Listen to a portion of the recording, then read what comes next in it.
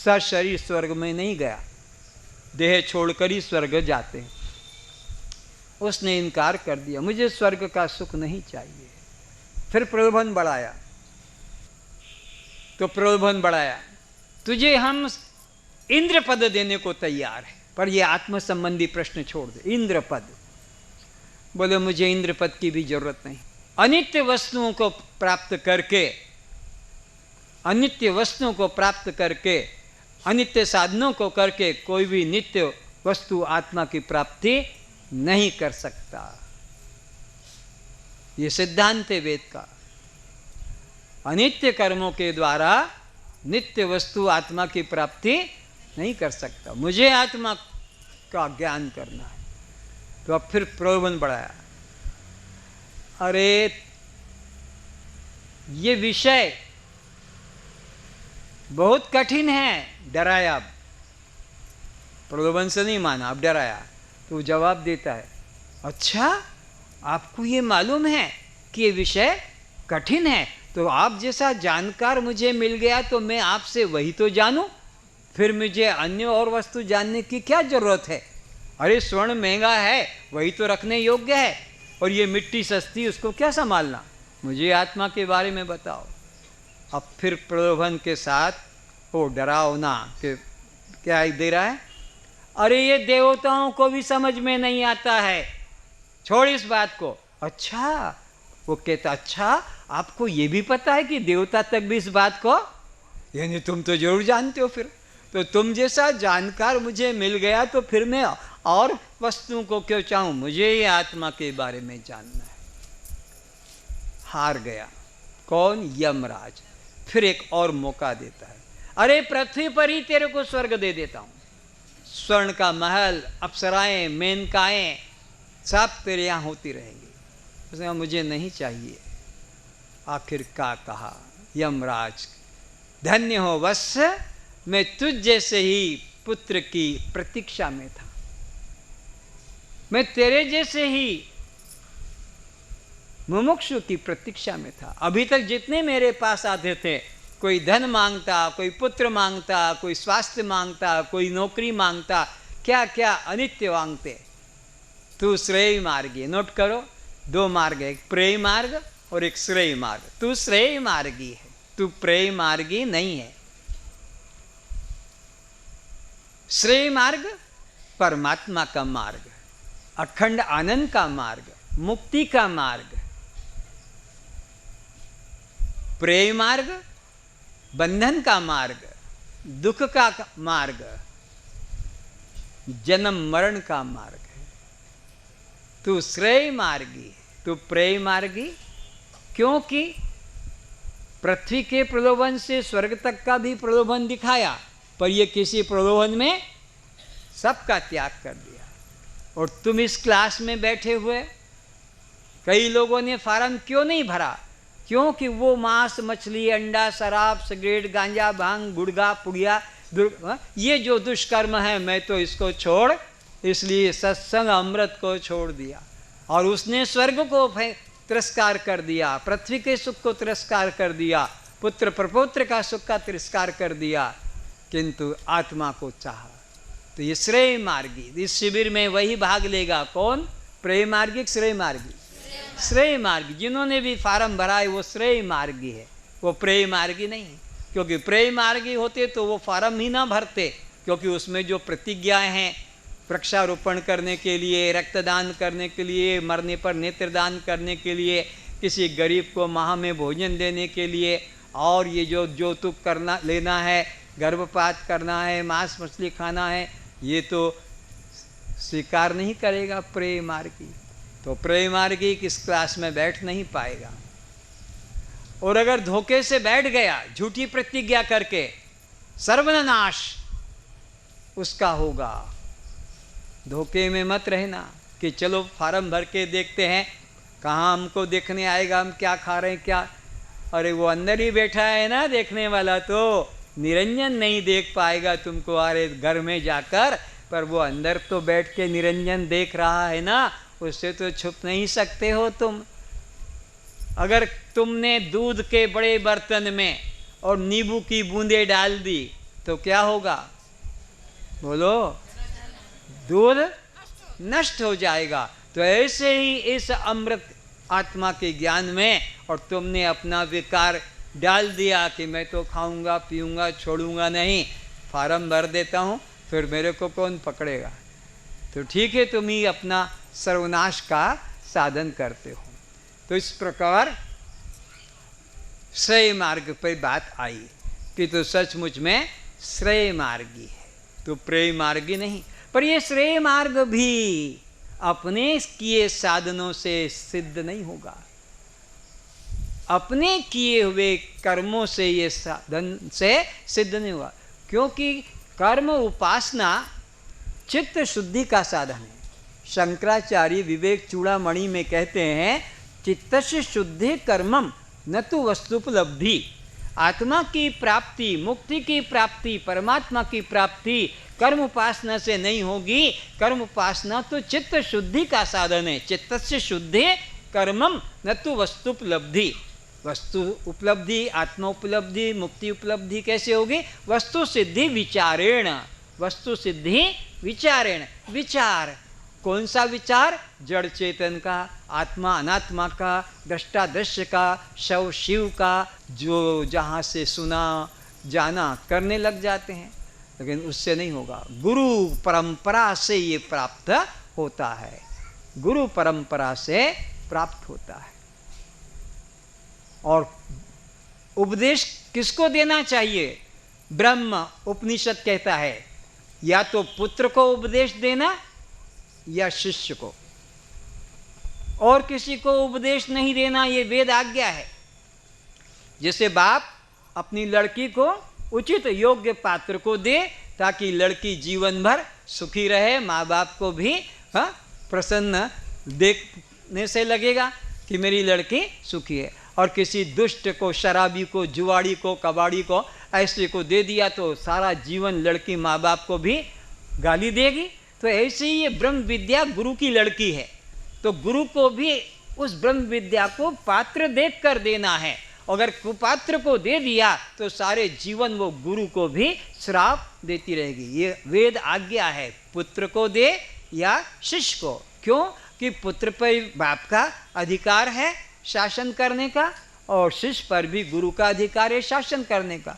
और जो पिता की आज्ञा मानता नहीं, कि गुरु की आज्ञा मानता नहीं, उनको ये उपदेश कभी भी नहीं देना चाहिए, ऐसा आदेश है। भगवान कृष्ण ने भी गीता के 18 अध्याय के 67 से श्लोक में अर्जुन को कंडीशन दी, ये जो मेरा ज्ञान तुझे गुप्त ज्ञान दिया, ये हर एक को नहीं देना, ये बहुत गुप्त बात है, पात्र अधिकारी को ही देना चाहिए। तो गुरु परंपरा से ज्ञान प्राप्त होता है। 18 पुराण के रचयिता व्यास महाराज, व्यास भगवान व्यास देव, और अब अपने पुत्र को भेज रहे हैं ब्रह्म विद्या के लिए राजा जनक के पास, और चिट्ठी लिख दी, मैं अपने पुत्र को तुम्हारे पास ब्रह्म विद्या अध्ययन के लिए भेज रहा हूँ। और वो चिट्ठी स्लिप शिवदेव के हाथ में दे दी कि जाकर जनक को देना। तो द्वारपाल जो होते हैं महल के बाहर तलवार लेकर ऐसे खड़े रहते हैं, कहाँ जा रहे हो? बोले जनक के पास जाना है। बोले ऐसा नहीं जा सकते हो, पर कुछ कार्ड, परिचय कार्ड, आईडी जैसे होती है, वो दे दिया, बाप का हाथ का लिखा। जनक ने पढ़ लिया, व्यास ने अपने बेटे को मेरे पास पढ़ने को भेजा है। तो द्वारपाल से कहा उसको बोलो वहीं खड़ा रहे, हम मिलेंगे। उसको तो बड़ा घमंड था मन में कि मेरे 18 पुराण के रचिता पिता हैं और मैं उनका बेटा हूँ, तो सम्मान से मुझे अंदर से आएगा, लेकर जाएगा। लेकिन कहा हम वहीं मिलेंगे। 7 दिन तक भूखा प्यासा वहीं खड़ा रहा सुखदेव। तब जनक विचारता है और द्वारपाल को बुलाता है, वो आया था व्यास का बेटा, खड़ा के भाग गया? अगर खड़ा है तो बता उसके मनोदशा कैसी है, ग्लानि क्रोध में है? जाकर द्वारपाल ने देखा कि पहले दिन जिस अवस्था में था 7 दिन से बाहर खड़ा है, दिन दिन उसके तो चेहरे पर और आभा और कांति फैल रही है। कैसे? कल नहीं बुलाया आज तो बुलाएगा, अरे आज नहीं बुलाया कल बुलाएगा। निराशा नहीं, ग्लानि नहीं, क्रोध नहीं।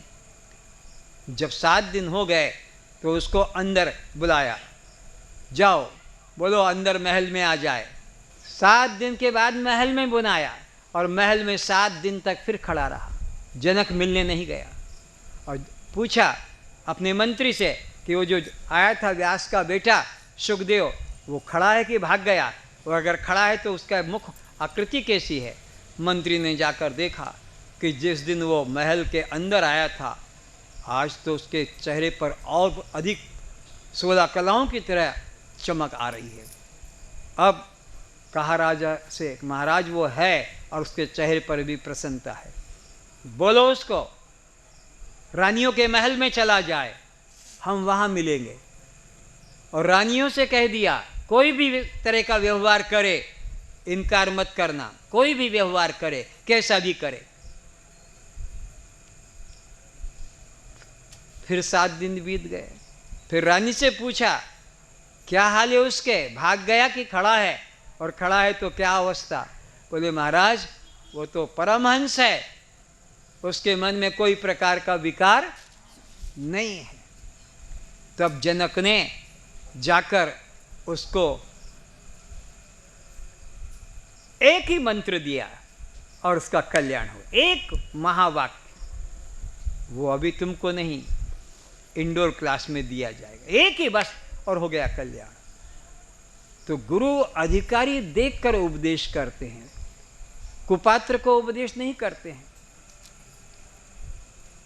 राजा जांशुत, छांदोग्योपनिषद, राजा जांशुत अपने गुरु से कहता है गुरुदेव मेरा उद्धार कैसे होगा। तो गुरु ने कहा कि भाई तू राजा है तो पब्लिक को जिस तरह सुख मिले ऐसे काम कर, वृक्ष लगा, धर्मशालाएं बनवा दे, अन्न क्षेत्र चलवा दे, औषधालय बच्चों के लिए स्कूल वगैरह, विकलांगों को, विधवाओं को सहायता करते गया। एक दिन की घटना, अपने महल में छत के ऊपर सोया हुआ था,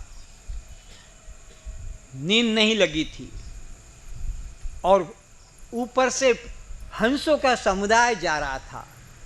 पीछे वाले हंस ने आगे वाले हंस से कहा ए भल्ले संभल कर उड़ना, ये राजा जांशुत का महल है, इसकी पुण्य की किरणें छू जाएगी तो तू नीचे गिर जाएगा।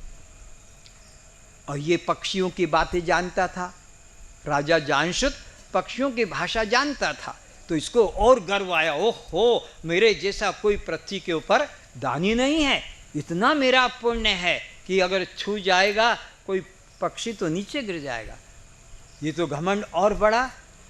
अब वो अगले वाले हंस ने पीछे वाले को फिर कहा ए भल्ले तू किस राजा जांशुत की महिमा गा रहा है, क्या तू रेक्य मुनि की महिमा नहीं जानता। वो पीछे वाला पूछता है कौन है वो रेक्य मुनि, दुनिया में जो भी सत्कर्म करते हैं उसका सब उसको अपने आप बिना किए फल मिल जाता है। ये बात भी राजा ने सुन ली और बड़ा धक्का लगा। पहले की बात सुनकर तो गर्व आया कि मेरे बराबर कोई पुण्यशाली, पर जब रेक्य मुनि का नाम सुना तो गर्व गिर गया और वो हंस समुदाय चला गया। रात्रि भर नींद नहीं आई। मंत्री को कहा पता करो रेक्य मुनि किस गुफा में किस आश्रम में है, मैं उससे मिलूंगा। पता करते करते मिल गया। एक वृक्ष के नीचे, टूटी हुई गाड़ी के नीचे वो बैठा था, बूढ़ा, मुझसे ज़्यादा, हाँ अभी मैं इतना बूढ़ा नहीं। तो जाकर पहचान गया, महाराज आपका नाम रेक्य मुनि है। बोला हाँ। राजा को बता दिया।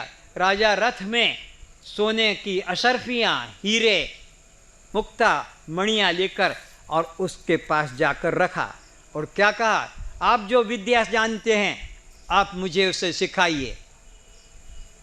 उसने कहा अरे चांडाल हट यहाँ से, शूद्र तू उस विद्या को इन पैसों के द्वारा जानना चाहता है, निकल यहाँ से।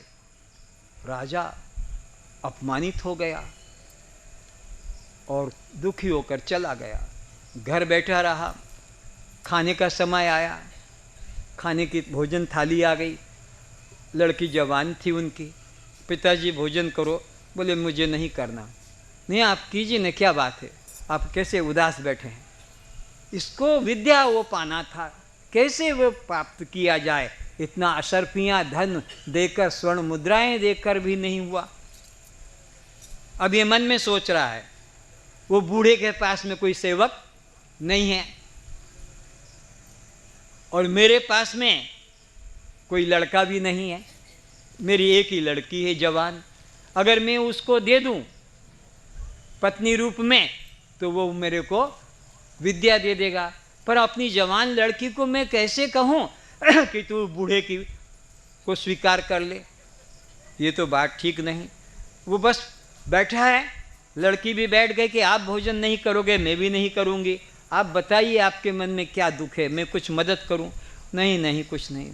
आखिरकार उसको मुख खोलना पड़ा कि बेटा, कल रात्रि को मैं सोया हुआ था, मेरे ऊपर से हंस का समुदायों का झुंड गया और उन्होंने आपस में बातें की और एक रेक्य मुनि का महिमा गाई कि रेक्य मुनि को सारे पुण्य अपने आप मृत्युलोक के कर्म करने वालों के मिल जाते हैं। जो जो भी दान धर्म करता है मृत्युलोक में, उसको अपने आप मिल जाते हैं।